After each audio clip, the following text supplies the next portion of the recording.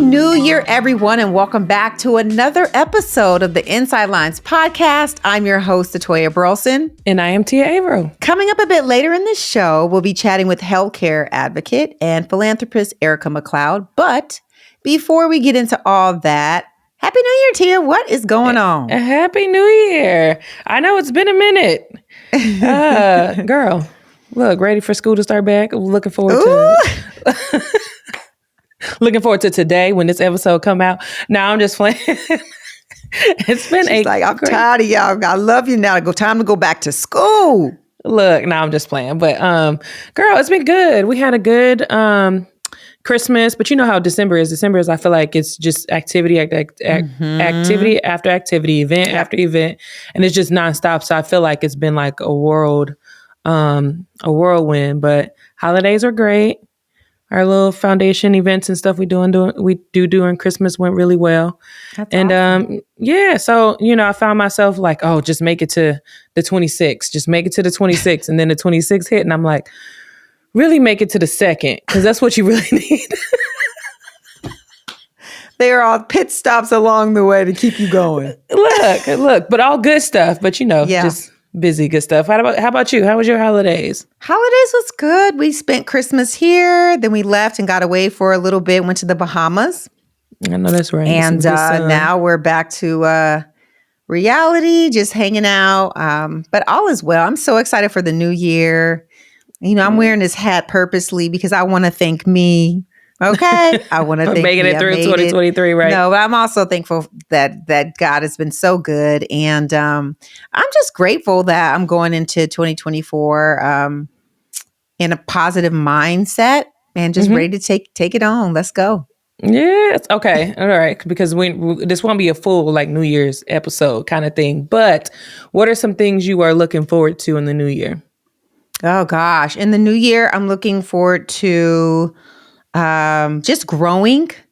I've had so much on my heart. God's showed me so much. So I'm just looking forward to growing and stepping into that. And just being my best self. That's pretty much it.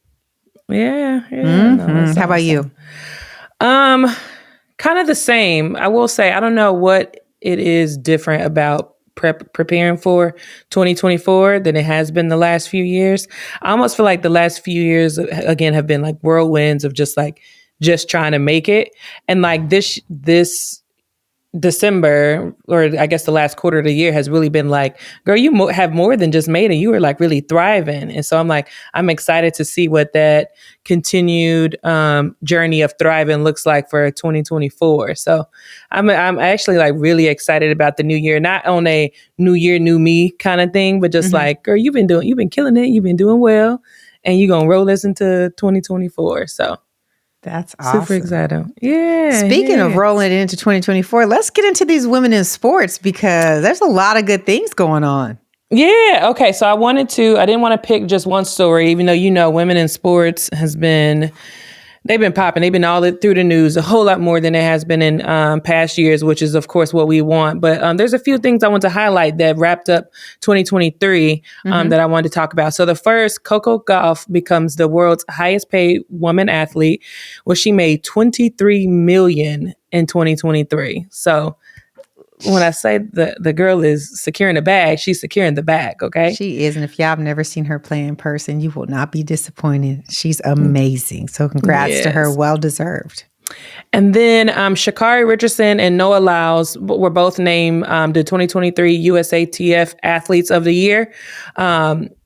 We did a segment on Sha'Carri a few weeks ago, but she is continuing to thrive. Can't wait to see what she does in the 2024 Olympics in Paris. But of course, she is killing it. And then last but not least, and one of these individuals is not a woman in sports, but she killed it nonetheless. But Serena Williams and civil rights icon Ruby Bridges will be inducted into the National Women's Hall of Fame. That's so I'm like, Yes, I was like, okay, Serena, super excited for her as well. So that'll wrap up this week's Women in Sports. But if y'all find some stories that you want me to cover, or that you want to highlight, just shoot them my way. You can DM us on Instagram or send us an email at insidelinespodcast@gmail.com. Yes. And y'all, just so you know, we are weeks away from Super Bowl, from our live podcast at Super Bowl. So look out for some announcements coming out, probably right before the next episode. We'll be making announcements about tickets going on sale for Vegas. So we have a lot coming up. But before we get into our interview with Erika McLeod, y'all make sure to get some merch. Make sure you guys represent Inside Lines Podcast. And I don't know, maybe give a t-shirt to a girlfriend, walk around. I've had so many people, one of my girlfriends was at the store and people were asking her what her shirt meant. So it really means a lot when you guys support us and we appreciate that. Absolutely. So you ready to get into our interview with Erika McLeod? Yes. Way to kick off the new year. All right. Happy New Year. Here y'all go. First episode of 2024.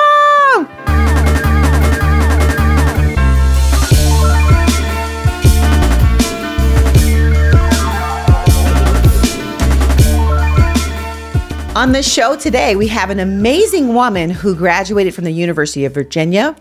She is a healthcare and youth advocate, the co-founder of Change Our Future Foundation. She's a dog mom of 2, and she is the wife of 12-year NFL vet Rodney McLeod. Please welcome to the show, Erika McLeod. How are you? I'm good. Thanks for doing that. Oh, you getting shy on me all of a sudden. Hold up. Thank you so much for coming on. We are so excited to have you on. You know, it's funny when I say like, you know, someone is married to someone that's a 12-year vet and you hear those numbers. Rare. I don't hear that often. So let's give us a shout out to old heads out here in the streets. Listen, to the OGs. That's right. For sure. You don't hear that so often. So it felt good to say it. I feel like you are a part of us. Yes. But I just want to welcome you on and share all that you're doing in your life because you have some amazing things going on.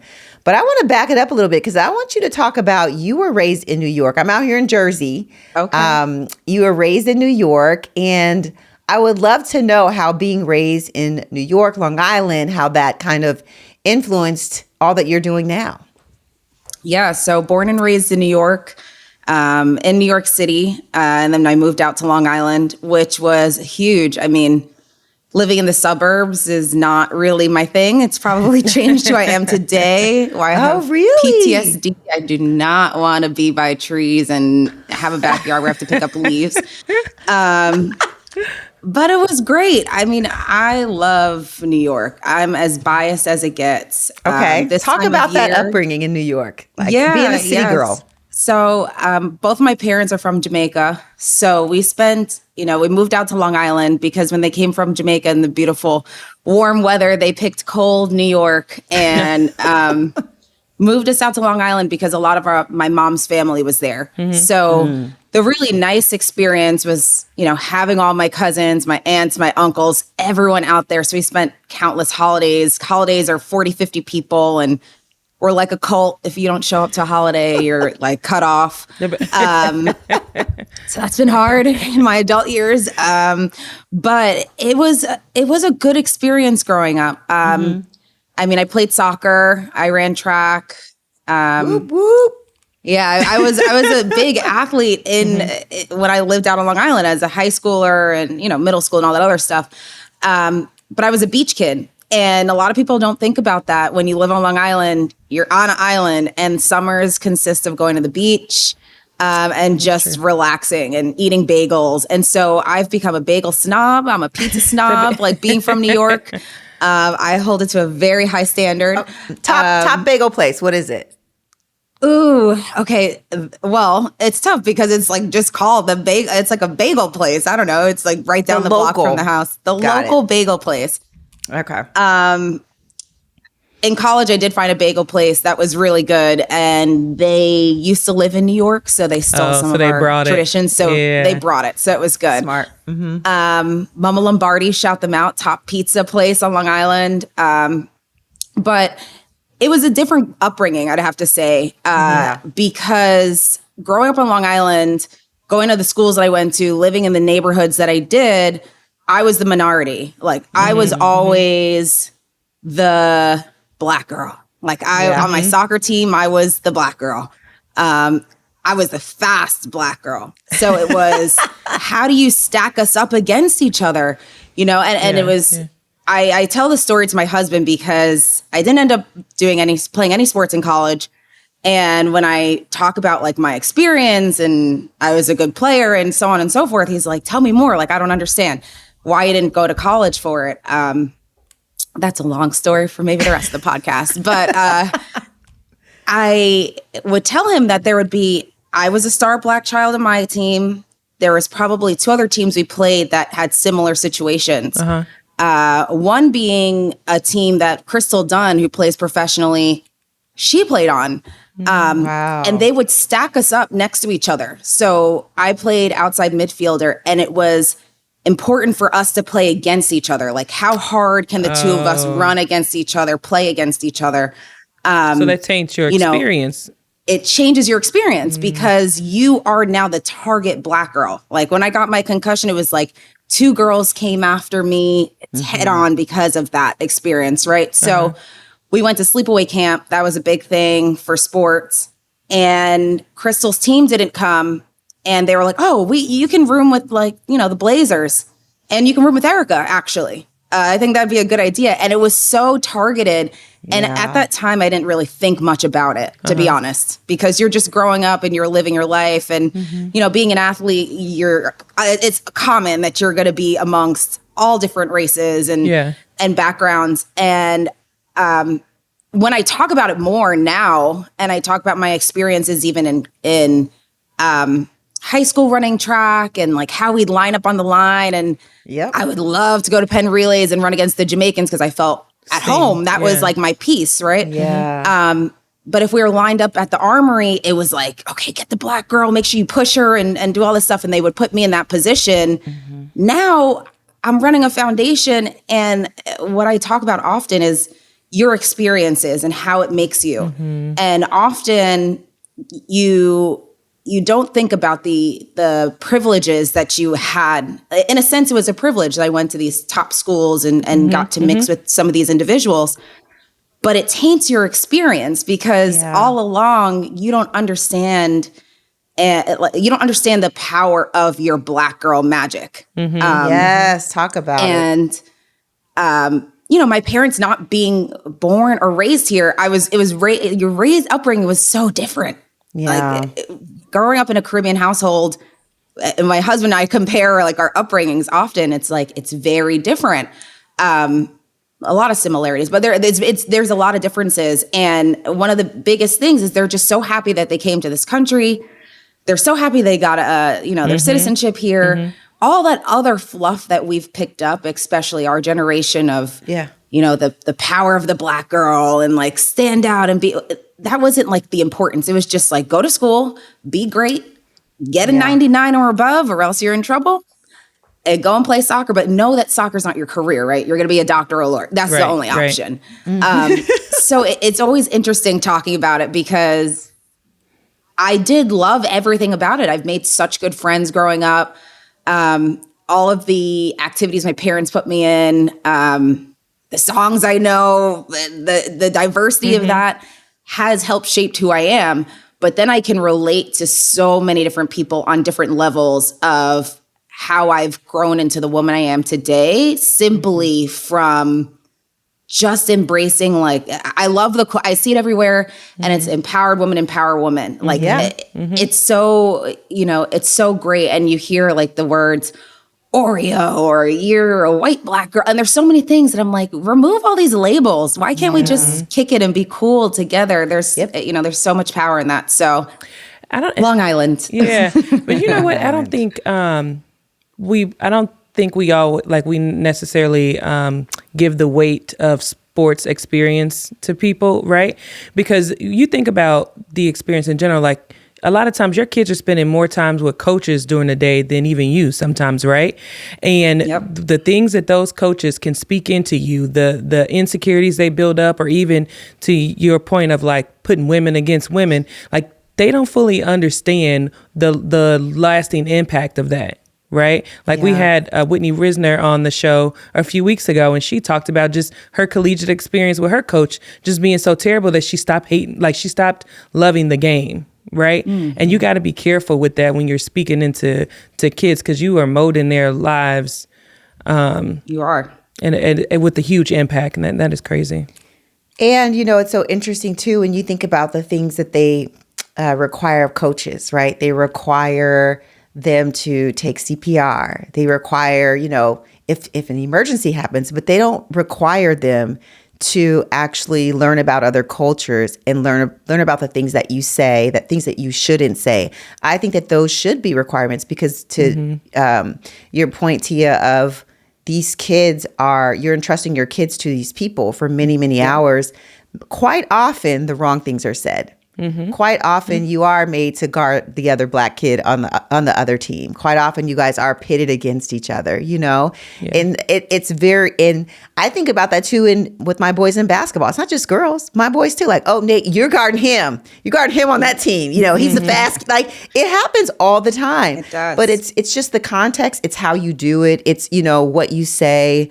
All of those things do matter. And I think that a lot of coaches, they are very narrow-minded, and they often don't think about how it affects the brown kids on the team. Absolutely. 1000%. I think it's also interesting because when I think about when we were growing up, like, you know, we didn't have our cell phones, or we didn't have the internet unless it was dial-up, right? So all of these, like, which makes me sound so old, but I'm like right on the cusp. I'm right on the cusp. It's one of those things where you're like, wow, people really they knew, but they didn't know. Like that perfect point where I think now we're in a situation where we can really educate others. You can, with the click of a button, you could just send them an article and say, I need you to read this. I need you to read this book. I need you to understand. Now, you know, kids are less likely, where back then they were less likely to get called out on being a racist kid, right? It was just like, they don't know better. And now kids know better. They know exactly what they're saying. Yeah. So it's an interesting time, because I think about some of the girls I played with, and they'd be like, you're not like a real black girl. And I think they would see that as like a compliment. What stereotypes? I think it's a compliment. The stereotypes, the compliments, the shade of my skin. And there's nothing more now that I'm like so proud to be a black woman in America.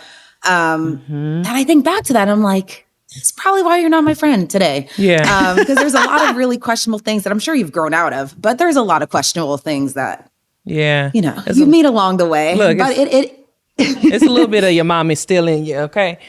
Yeah, there's still a little bit in there. But New York was great. I mean, living so close to the city, my parents were like, okay, I know we made you live on Long Island.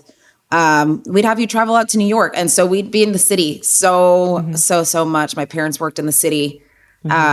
So I got the best of both worlds. And as soon as I could escape for college, I did. You did. And I want to talk about that, but I want to pause real quick, because so my husband is also first generation American. His parents were from Haiti. And we talk a lot just about difference, because sometimes he be looking at me, I'm like, okay, pause. So talk about some of the differences between like you and your husband's upbringings, and kind of like some of the, I guess, the deeper things you guys talk about as it pertains to that. Well, one of the things, and it's just because it's very relevant, we were talking about Thanksgiving, and we were talking about the mac and cheese for Caribbeans versus Black Americans. Very different.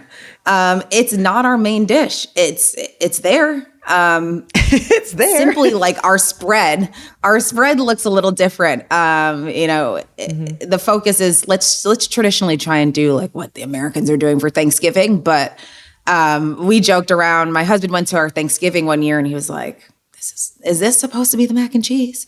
And I was like, yes, it is. I know it's not elbow pasta, and I know there's not about 50 cheeses in there. There's about 2 or 3. And it was just so funny because that was never a priority, right? Like there's so many things I grew up in a household as my sister and myself, mom and dad, and the expectations for them were, like I was saying earlier, and I think this is consistent across all parents. It doesn't really matter your race or background, but it's, you need to get a 90 something or above. If you got a 95, I don't want to hear that someone else got a 95. That's not acceptable. I worked so hard to get you to this country.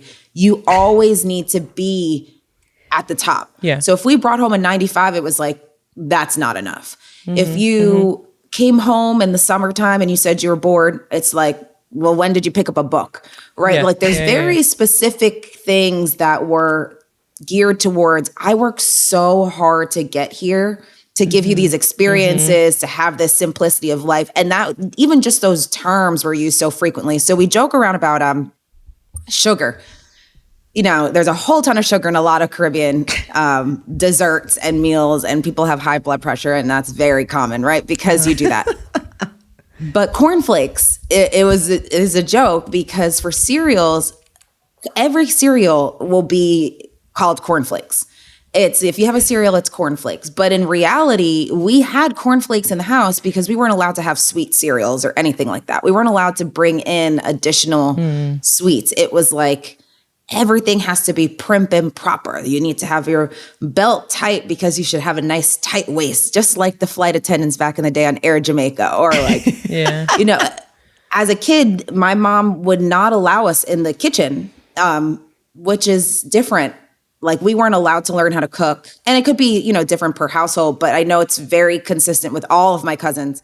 We weren't allowed to cook. We weren't supposed to be ironing or doing any of that stuff. It was like your parents did it. That was an adult responsibility.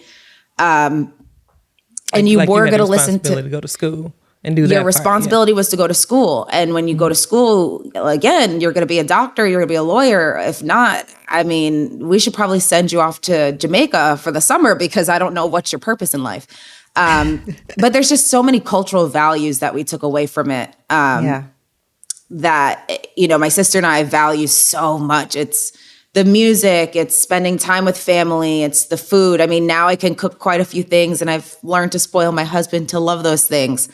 It's going back and giving back to this country. But one of the big things that we also talked about, and it's relevant to what we were talking about earlier, is coming from a class system.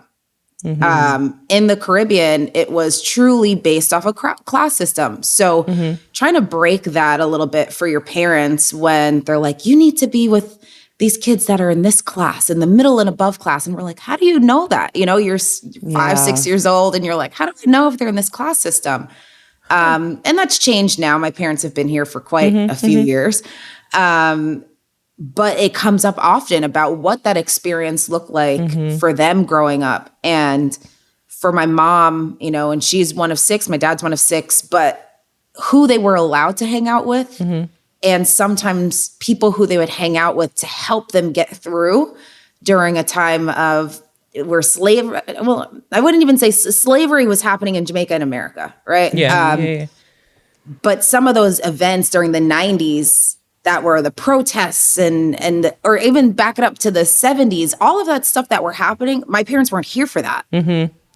So it hits them, it resonates a little bit differently what Jamaica built its independence to, and then America what we're facing. So like, if I identify and I say I'm a Black American woman, I'm an African American, Black American woman, it's very hard for them to see that semblance because they didn't grow up here. They're like, you're a Jamaican American. And I'm like, I'm Jamaican through and through. I will claim that every day. But on paper, this is my experience. I was born here. So there's a lot of like very minute things that if it comes up in conversation, you're like, wow, like that never, he's like, I've never had that before. And I'm sure I could think of more, but it's interesting though that you even, your perspective is very interesting, right? Because I find myself having conversation with my husband. I have to tell him things different. Like, no. Like, my ancestors were on this soil building this, that, and the other. And I get that for your family, their perspective is like, America is completely opportunity. Like, from where you came from. Haiti is a third world country, but these experiences are completely different. I know we kind of like derailed and had a different conversation. No, but I appreciate that. Yeah. No, go ahead, Tim. I was going to ask you, I know you talked a lot about education being really important to your parents. And that's like, you have to be the best of the best. So you leave and you go to college and you're at the University of Virginia. You decide to major in psychology. How did you decide that? And tell me your thought process as you're in college and how it relates to, explaining this to your parents as far as what you decided to do. Yeah. So I went to college. I was going to be a doctor. As crazy as it sounds, I know this is what I want to do. I want to be a doctor. I am like the healthcare caretaker in my family. I'm going to go to college and become a doctor. Mm-hmm. And so I go to UVA, I go far away from home, and purposefully. And I was like, well, let's figure this out. I don't know where to start. And I say that to say UVA did not have a pre-med program. Okay. So unlike many other schools, it's so crazy. And that's a whole crazy story. I applied to a ton of schools, got into quite a few. And one that I thought I'd really like, it was Johns Hopkins. Because I was like, that is a doctor school. Yeah, that's where you need to go. And I visited it and I did not like it. It was too small for me. And my top four was Chicago, Virginia, Michigan, and Hopkins. So I was like, well, ruling out Hopkins, small. Mm-hmm. Michigan loved it. Virginia loved it. I did perspective weekend there. Chicago, I ruled out. I heard it was a calculator school. It was really cold. And I was like, I don't know if it's going to be that great for you, right? Calculator school? Calculator school, they called it. What is that? As in, it's like really hard?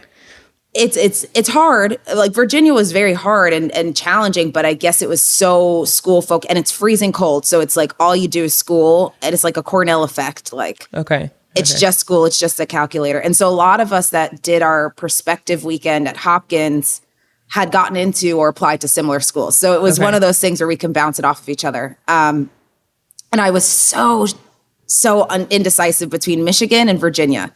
And so I was like, do I look better in yellow? Do I look better in orange? Do I want to be in the cold? Do I want to be in the warm? Like, there are two schools, and I'm asking everyone. I'm asking my cousins. I'm like, which school do I go to? And I went to perspective weekend at UVA, which is a scam. It is the best scam that we have at UVA. But it is a perspective weekend for Black students. Mm-hmm. And so you create this amazing experience. Mm-hmm. And now I can say it's a scam because I went there. And you invite all the people from all the different schools in the area, right? So when you go there, you're like, man, this is great. They have parties. There's so many people that look like you. There's all these Black folk. I'm like, who's that guy? He's from UVA is good. Options. And you get this you get this full experience where you're like, oh my God, this is the experience I pictured for college. This is what I want.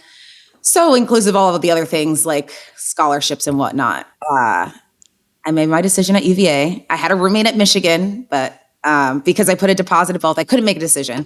And UVA was the best decision I made, even though Michigan has been haunting me. It's probably to go back and do some kind of program. It keeps coming up. But you decided on Virginia, but you knew you still wanted to pursue being a doctor. Med school. Right. Mm-hmm. Okay. Yes. Okay. So med school was still on the table. And all four of those schools did not have a pre-med program. So not until speaking to other individuals from other schools did I realize that was a thing.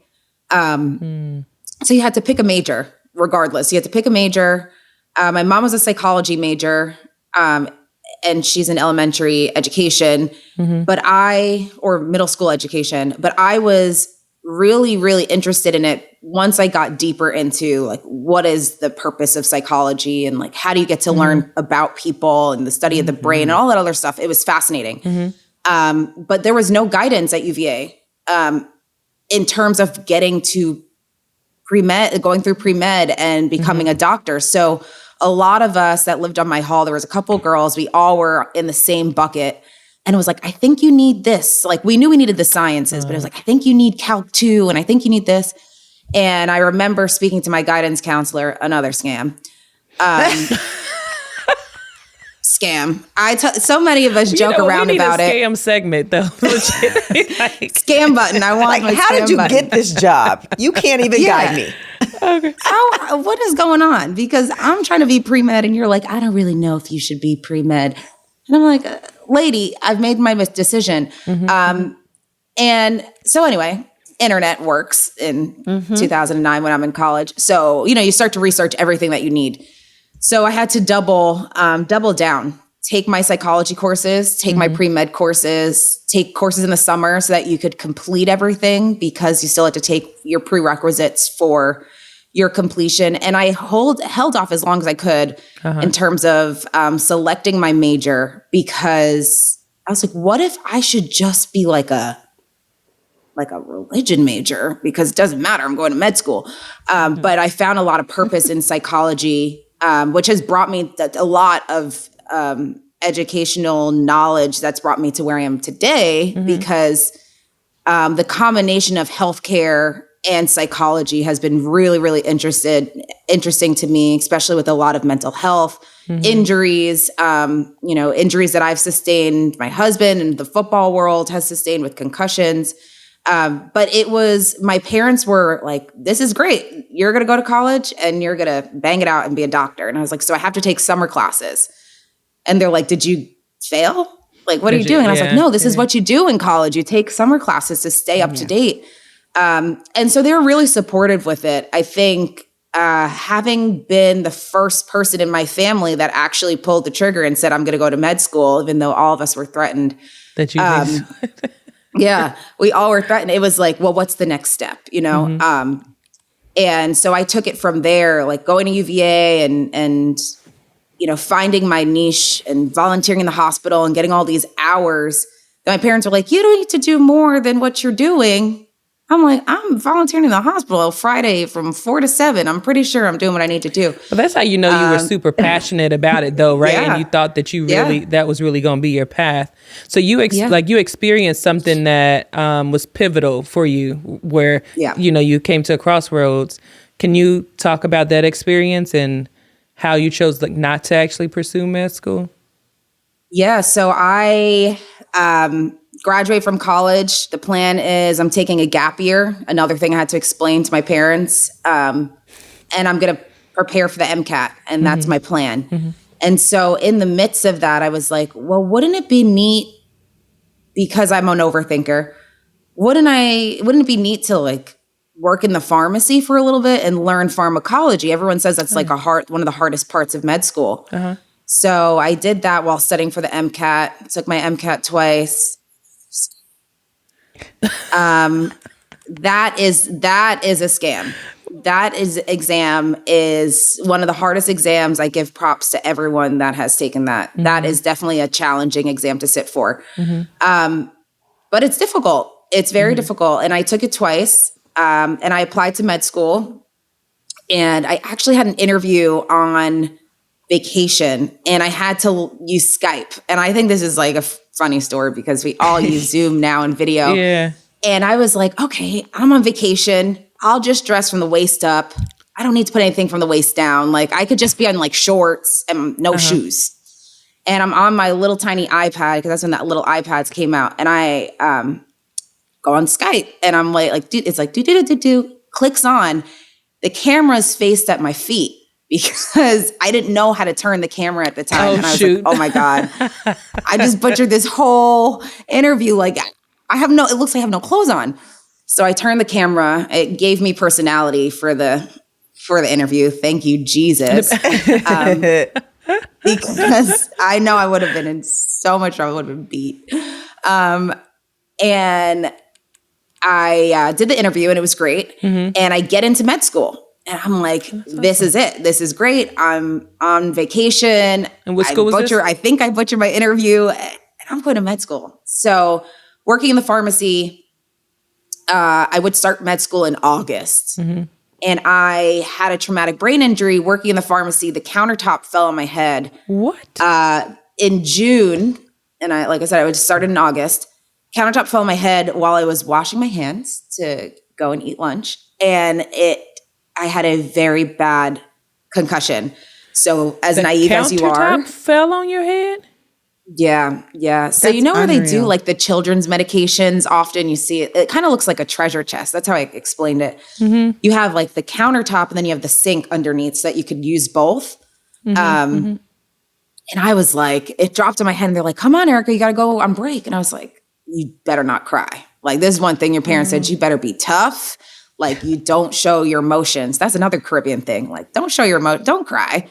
And I was like, oh my God, something is wrong. And I went on to eating lunch, sitting down, talking to my sister. I was leaving for my husband's, at the time, boyfriend, his 25th birthday in 2 days. And I was like, oh my God, I feel crazy. But like I didn't pass out, I ate. And it changed. It was so life altering because at that moment I was very naive. I came back to work and I was working and I felt like I was hit by a bus. And I said, something is telling me I should report this. And you're young, right? Like 23. And I was like, I'm going to report this because something seems really wrong. Well, I deferred med school. My memory retention was really bad.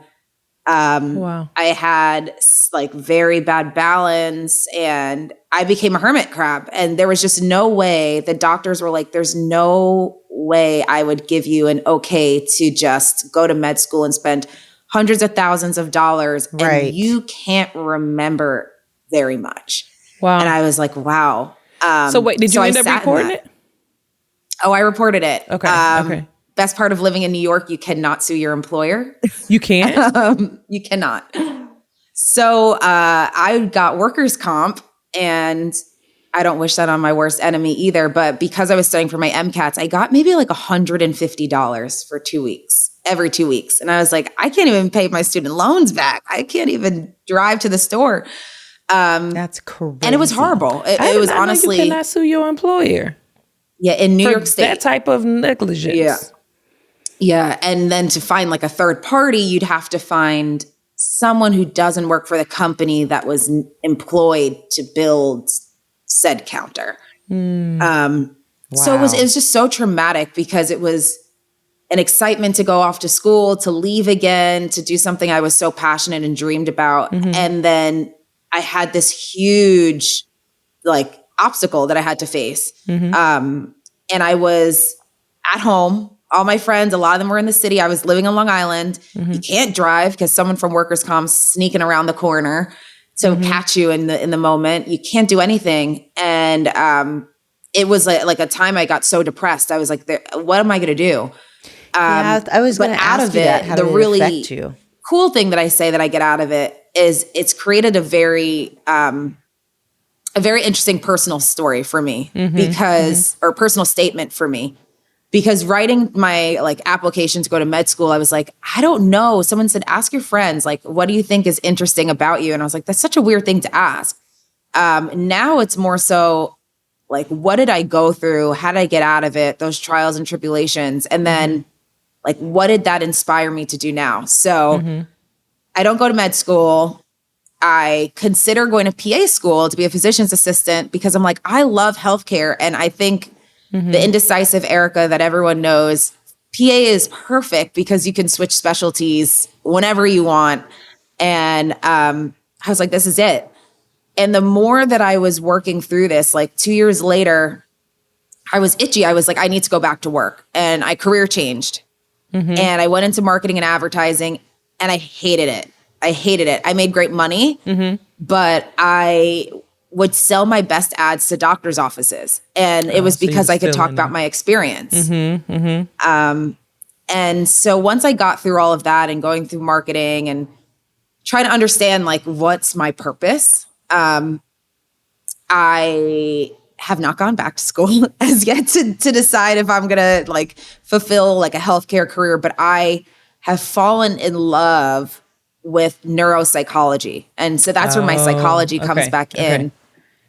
Just having faced so many myself personally, like I got very geeky about the brain because I had so much time eventually on my hands where I was learning so much about neuro and my mom had a brain aneurysm, and it was just like concussions left and right on the football field. And I'm like, Yeah.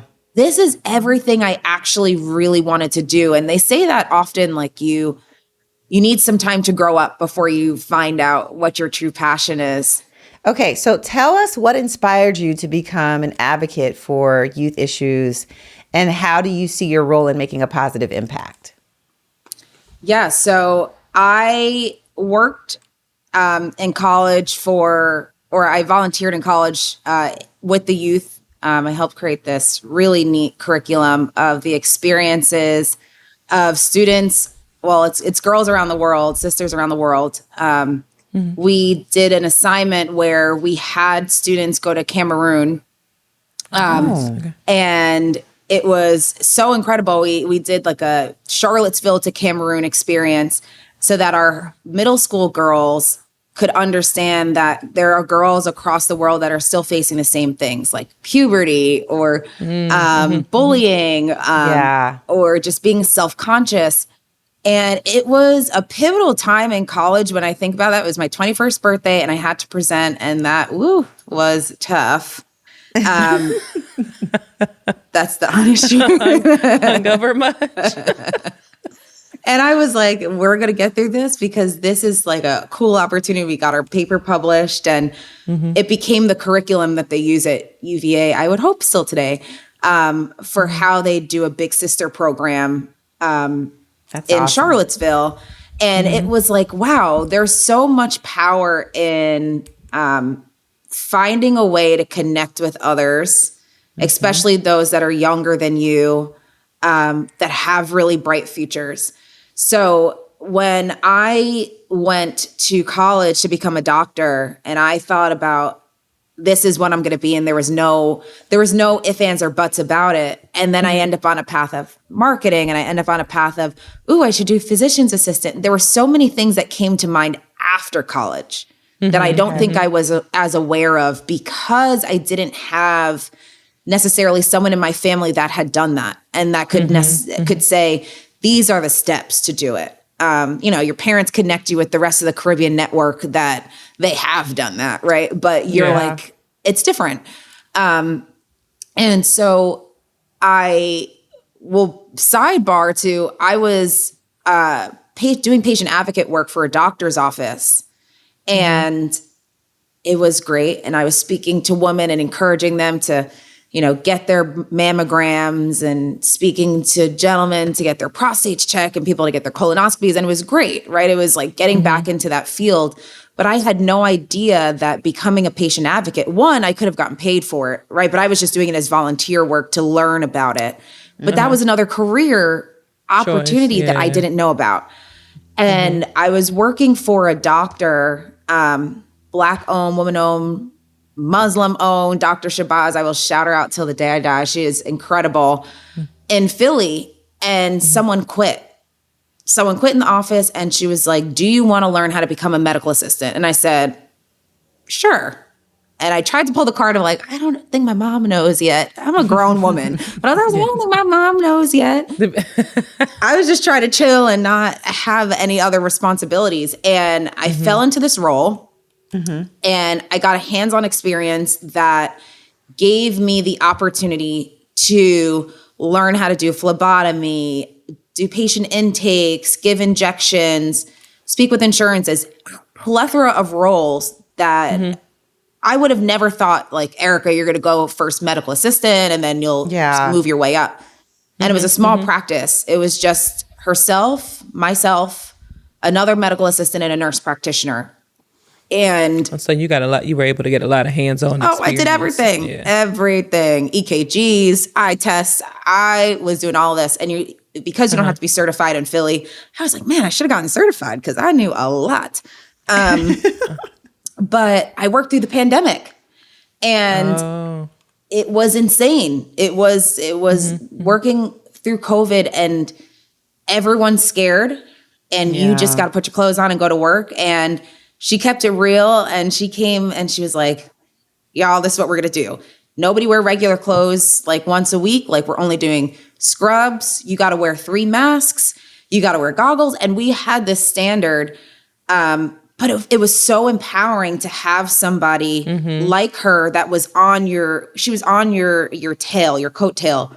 So like the pharmacy was cool because they knew I wanted to go to med school. They put the pressure of like what medications are. It wasn't just filling medications. It was like, you need to know what this medication is, what its usage Side is. effects, all the things. What are the side effects? Like, this is not what normal people working in the pharmacy are learning. Yeah. But they were like, you want to go to med school. Let's tighten it up. Let's do it. Yeah. And the same feeling came across, but now from someone that looked like me, who was really in my corner. And she's like, all right, this is what we're going to do. You need to learn how to do this stuff, but I'm holding you to a standard of, actually, I need you to present to our patients about blood pressure. And I was like, what? Lady, I just told you my mom doesn't even know I'm working here. I'm lying. And she's like, this is what you need to do.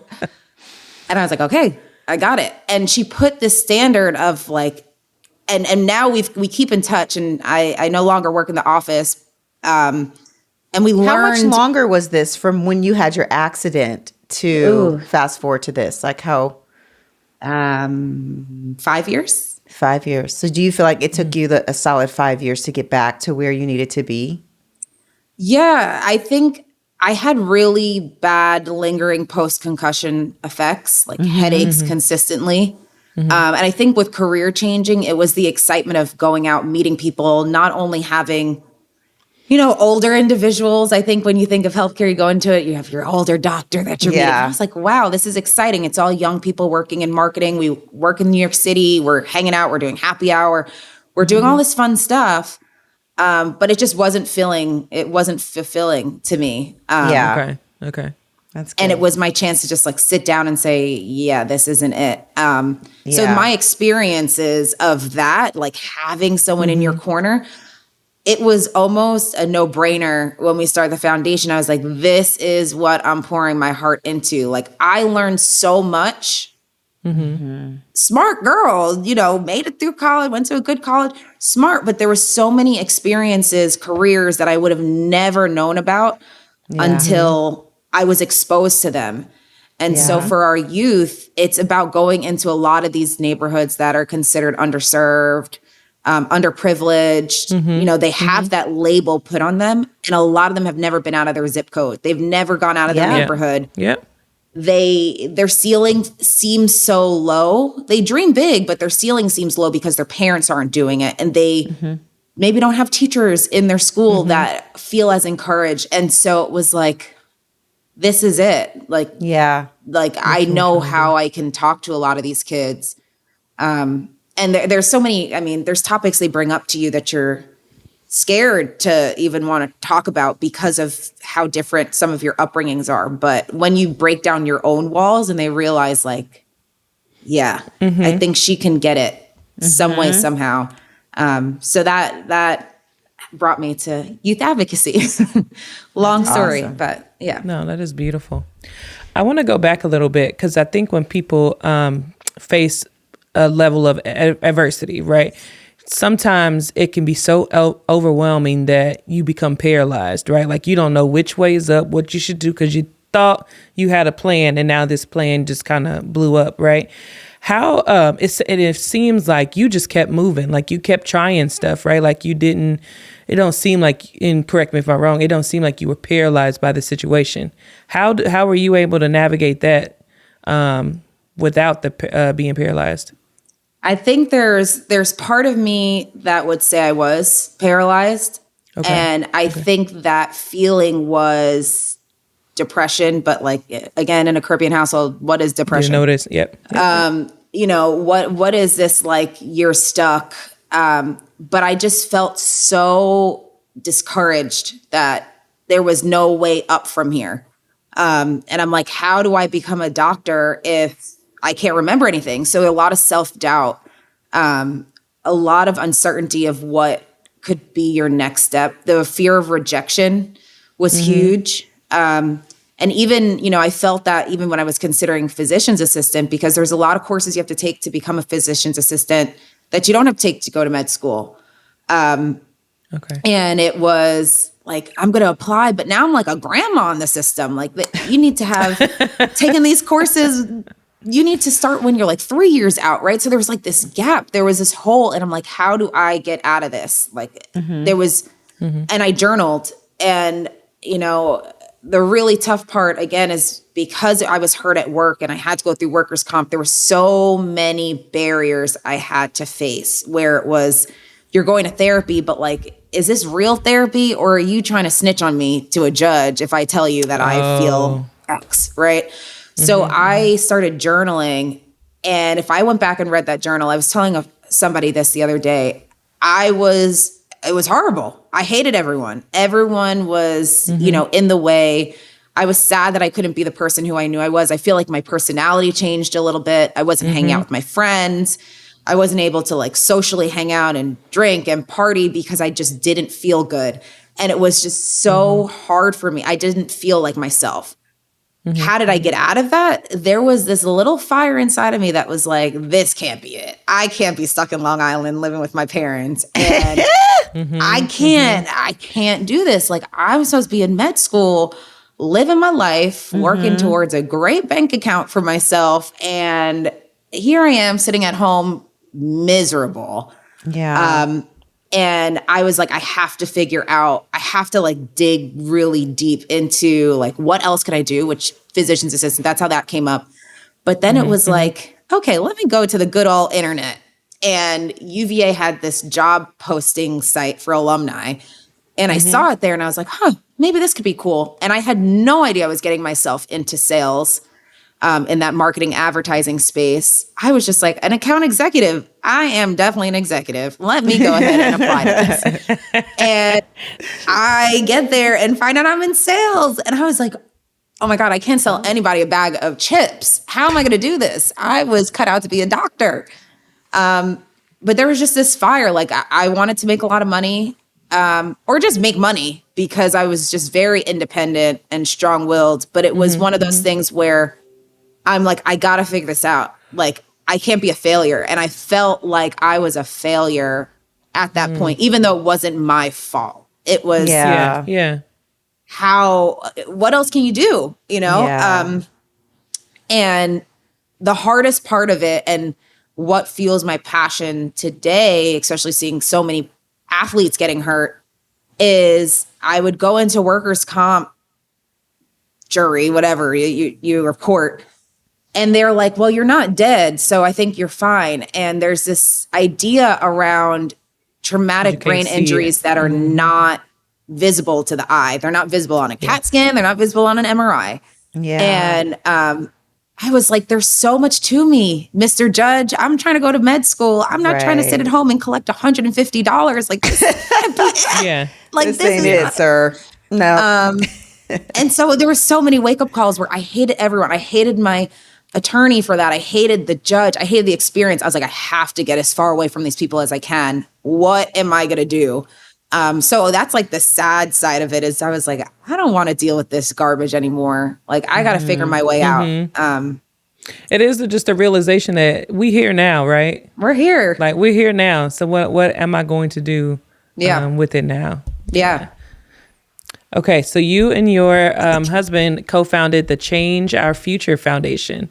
Can you talk a little bit about it, and as well as your the initiative you had, or I think it was a summit, the I Am Youth Leadership Summit. Okay, can you talk a little bit about it? So we started Change Our Future in 2020 in the midst of the pandemic, which we're crazy people for that. But there was this huge need, first of all, for us to give back to the community. And our biggest thing that we tied together coming from college together was that we both had this passion to serve the youth. Like, I did all these things in college serving the youth. I knew I was going to be a pediatrician. I just knew I was going to work with kids, and he had a similar passion. And we said, we have to figure out what we can actually do to give back to these kids. So when we started, it was, helping them get school lunches or helping them get laptops so that they can, handle the change that COVID threw at them.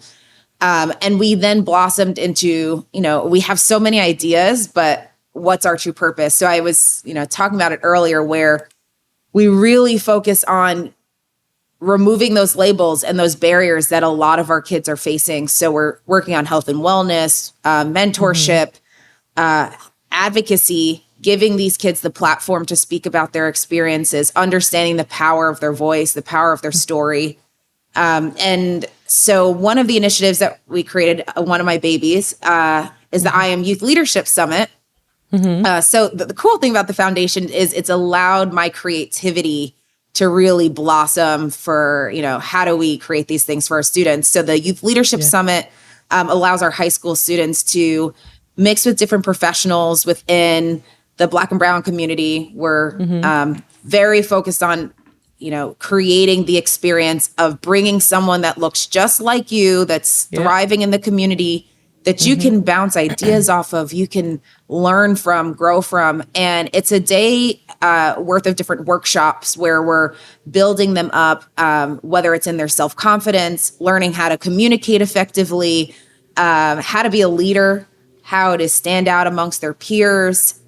It's a full day worth of workshops. And this past year, we included a couple different ways for students to either decide if they wanted to look into STEM careers, business, or communications. And then they'd join those workshops and ask a ton of questions. But we had a career fair, and we also strive for that too. It's like, how can we get these kids internships for the summer that really connects them to the community? And it's a once-a-year thing. It's so much fun. We use positive affirmations really to encourage them. Like, I am a leader. I am strong. Because though that seems so simplistic to us as adults, it's something that a lot of them are struggling with. Doing gender talks and hearing what they're facing within their own selves and bodies, and being a woman, being a man in school these days, I think is so different than when we were going through. So it's, bringing that to the forefront. What does their brand look like? That's a huge one. That everything that goes on social media, they can find. And so it's one of those really cool days that we have gotten to connect with like so many students. But I actually just launched our STEM program. Congrats. My next question, what other future initiatives you all are working on? Okay. Congratulations. Tell us more. Thank you. So my love for healthcare is how I started the STEM program. I was like, I need my experience to be an experience for a little kid. So we launched their workshop series where it's all about exposure. Hands-on exposure to different career fields in STEM. I think kids nowadays are not getting excited about going to school for many different reasons. But it's like, how do we make school cool again? Like, how do we make STEM, which is in everything, really, really fun? And I can get so geekily into it. But we're doing 4 different workshops to pilot the program with the school. And the first one was healthcare. So we decided to bring in the VR component since it is the pilot. And we had kids like do a surgery on a patient through the VR, which I think is fun. That's dope. I want to do that. Right. Okay, that sounds cool. Yeah. And then just like have them research careers, because you're like, what do you think of like a career in healthcare? Like, give us an example. Yeah. And they're like, doctor. And I was like, no, that's the problem, is we only think about that. I was like, there's so many cool careers in healthcare. And you have to sometimes use the words of like, you can make a lot of money. Yes. Not just being a doctor. Other things. Yeah. And it's some of it is less schooling too. Less school. Like all the things. Less money. It's just all of the above. Less money. And you're like, hey, I made this mistake, but it's, hey, I didn't know this before. Yes. And I'm giving you this tidbit. And so the pilot's actually with middle school kids, which is interesting because your sixth graders are like young. And I forgot how young a sixth grader can really feel. Yes. To an eighth grader where they're kind of like already too cool, but they're there. But that is the perfect age because they're open to the possibilities, right? Yes. And I love this so much. We have a mentoring group too, but we do it with young Black boys. So I'm going to reach out to you because the whole VR surgery situation. Like so cool. The kids, that'd be so lit. So But cool. it is, to your point, it is so important. I said, I have an engineering degree. I literally started school day one, had never heard of did not know what an engineer did, let alone, and I was like, I don't want that for kids. Like, I want kids to know how cool this can be. And you guys are definitely achieving it in a super fun way, right? Part. One kid was like, I like engineering. And I was like, okay, I got a really cool story for you. I have a friend that went to college for engineering, and there's biomedical engineering, and you can go into surgeries. And he was like, what? No way. And I was like, speak to your phone right now, search it on your phone. And he pulled it up and he was like, oh my God, I didn't know that like existed. Was a thing. Yeah. And so you just think, and those are the moments you live for. Yes. I don't want them to think surface level. Next week, we have the second part of the workshop series, and it's meteorology.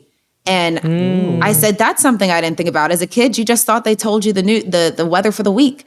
You forget about all the science that goes into that. It's beyond your local news. There are all these different companies you can work for. So it's really bringing that to the forefront through the pilot. But I'm very excited once we're able to kick off a curriculum and then do that. My husband has a men's second mentorship curriculum, program. which is amazing. Busy. Yes. Yeah. So that's awesome. I'm like, what did I do with my healthcare background? Right now, pour into them. But everything you've done, even from college on, is showing up here. Because even the curriculum or program piece you mentioned with the women or the young girls from Cameroon, like you're doing it now. So you never know kind of like the path that God lays out before you. Never. But it always come together where you're supposed to be. Does. That's so true. Yeah. Okay, so before we go, we're going to do the 2-minute drill in just a minute. But I always ask, because I love. So I always ask, how did you and your spouse meet? And I know you guys met in college, right? Yes. Okay, so I would love to hear the story. I know his story going to be a little different than yours, but we're going to hear your version today. It's gotten similar because we've retold it, but it's funny. So we both went to college at UVA. He's a year older than me. And I showed up to a party. Again, Black population was not what Perspective Weekend looked like. So he was like, this girl must be a transfer or a friend of somebody. And he was just on. He's like, I know all the Black girls on the yard. He's like, not one. I ain't never seen her before. One. And on Wednesday nights, they used to have dance night at the bar. Okay. And yes, you're supposed to be 21, but you figure it out. Yeah. And everybody used to go. Like the football players used to go because it was like their springtime. And all my girls, we used to go because we're like, dance night, this is fun. And it was like a sweaty, fun dance night. And I remember him coming up to me. And the first thing I said to him, I was like, why do you got those tattoos on your arm? Like, what's up with that? And we joked around because he's from DC, and it was, the whole DC skyline. And I was like, this is a joke. And we fast forward through it. And I make jokes off of him just from being from DC. And I'm like, New York, stand up. And he asked for my phone number. Now, mind you, we're in this place that the music is booming. And I give him my phone number. We leave. And, I have my cute little pink Razr flip phone. And it was like, oh, yeah, whatever. Just text me or whatever it was after 9. But for sure, yeah, because you cannot receive before 9 o'clock. Do not be messing with my messages please or my don't get minutes. me in trouble. So we left that night, and it stayed there. Yeah, we are. The entire interview, we've dated ourselves. Dated just a couple times. Dial up to Razr. Go ahead. But which a lot of these girls don't know about, like VHS. They didn't have it. So I'm really antiquated. When I said OG, I feel antiquated sometimes. So we leave that night. And so this is a Wednesday. So come the weekend, same bar, there's like the let out. And next to the let out of this bar is a pizza place that everyone goes to. And I'm sitting on the edge because I'm too cool. And I'm like waiting for the line to die down for pizza. And he sees me. This must have been like a Friday or Saturday. And he's like, man, you could have just told me no. Like, you didn't even respond to my text messages. And I was like, what are you talking about? And come to find out, he had the last digit wrong the whole time. So he had been texting somebody else to try and like kick it or say like, good to meet you, whatever. And they never responded. They never responded. So he was like this, he was calling me every word, I'm sure, in the book. Like, dang. And that was my first year, his second year. And we didn't officially start dating till my third year, his fourth year. So we just built this like really strong friendship, which was probably for the best of all of us, for the sanity of like being a football athlete in college. Yeah. I mean, I would have snatched him up and it would have been bad. I would have been on the news. So I'm glad that we waited a little while. I was like, yeah. I'm like, where is your child? Caribbean person comes running across. My mom would have been so mad. But that was another thing, you know? You definitely just dated yourself again. Where's your child? Go ahead. My mom, I know they would have been like, why'd you go to school and find an athlete? You should have found a doctor, someone in the architecture, got an engineer. And I was like, well, you know, I was an athlete. I guess we had a lot in common. And he was one of the smart athletes. So that was really important to me. But we took our time with deciding to start officially dating, even though people, you know, got the hint, like, I think they're talking to each other. He actually was training in Pensacola and he would come back in Florida. And so he came back and, I'm trying to remember. I went and visited him in Pensacola and he was like, we went out to the Carrabba's on a nice little cute date night. And it was like, right. And back then I was like, Carrabba's is it, you know, a little pasta wheezy. And I was like, okay. And he asked me to be his girlfriend then. And it was so crazy because at the moment it was like, hold on, got to text all my friends right now on my BBM. And I, you know, messaged everybody. Because I was like, you guys wouldn't believe it. Like, we actually started dating. And so many people were like, oh, it's going to happen. It's going to happen. But once he graduated early, like he graduated a semester early to train for, you know, the draft and whatever, he was like, no, I feel like now is right. Which sounds so crazy because most guys would be like, now's not the right time. And I think there was just this really strong friendship that we had, that we built out. And so, you know, I was definitely with him shooting in the gym from first year. But then he went off to play for St. Louis. And that was like, holy smokes, I'm not moving for you. I'm trying to be a doctor. And, you know, you go do your thing. And so it really built a lot of character. A lot of us was built out in those last few years of me finishing college, him playing ball, and just like really respecting, you know, he really respected that was my career path. And, you know, I would listen to my MCAT like review thing on my CD player. And I was like, I got to learn this. So I'd go to St. Louis and I'm like in my book studying for my MCAT. But he just respected who I was. And we have great stories because we went to college together and even better stories because we didn't date until when we did. So it makes for a lot of jokes, you know, pain points. Yeah. But yeah, that started it. And now here we are. We've been together since. That's awesome. That is awesome. Thank you for sharing that. And before we get into the 2-minute drill, I want to ask, we'll ask at the end. Let's start with the 2-minute drill first, and then we'll go into that. Tia, you got the timer? Yep. Okay. So 2-minute drill. You're just going to answer this or that or fill in the blank. Okay. Ready? Sushi or tacos? Tacos. If you could outsource one of life's tasks, think cooking, cleaning, etc., permanently, which one would you choose? Oh, God. Cleaning? What's a social media post you regret? Probably said some really bad things during presidency and election time. So Didn't we all? But do you really regret it? I was just going to say, I don't know if I regret it, but maybe someone that's watching regrets it. I might regret it. What's a TV show that you secretly love, but you would never admit to actually watching? Well, right now I'd have to say it's The Bachelor because that show is so old. The golden one? Same drama. The golden one? The golden one was so cute. It was so cute. I like that. But that is a guilty pleasure. Okay. Podcasts or playlists? Playlists. What childhood dream do you still want to achieve? Being a professional in healthcare of some sort. What's your bad habit? I'm sure my husband got one for me. Falling asleep on the couch Okay. at night when I should be in my bed. Yeah. Who's the most influential person in your life? My mom. If you could collaborate on a project with any person in the world, who would it be with? Ooh, Oprah, Beyonce. Which one of y'all want to work with me? Top two, always top two. Oprah, Beyonce. Who's least busy? Yes. Okay, Yes. just pull up, or we'll pull up. Yes. Either way. Yeah. Okay, last question for you, slide Erika. real quick. What is next for you?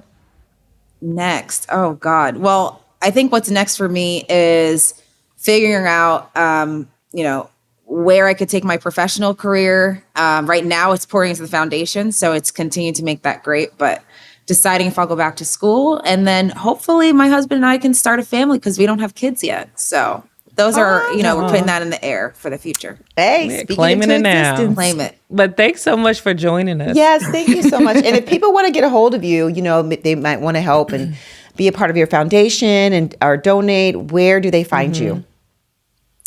So myself, it's elee413XOXO. And if you want to follow the foundation, it's Change Our Future Fund on Instagram. Okay. And I'll be sure to put links for both Instagram accounts in our show notes, as well as a link to the website. Awesome. But thanks so much for joining us. Thank you for having me and letting me just talk. All right, y'all. Thanks for listening. That is our show. For the latest on the Inside Lines podcast, make sure to follow us at Inside Lines Podcast on both Instagram and Facebook. You can also listen online and share your favorite episodes at our website, which is insidelinespodcast.com. And if y'all don't know by now, we have a YouTube channel. That's right. Follow us at Inside Lines Podcast and make sure you subscribe and hit that bell so you get all the notifications when the new episode comes out. Until next time, leave it all out on the field. Thanks for listening.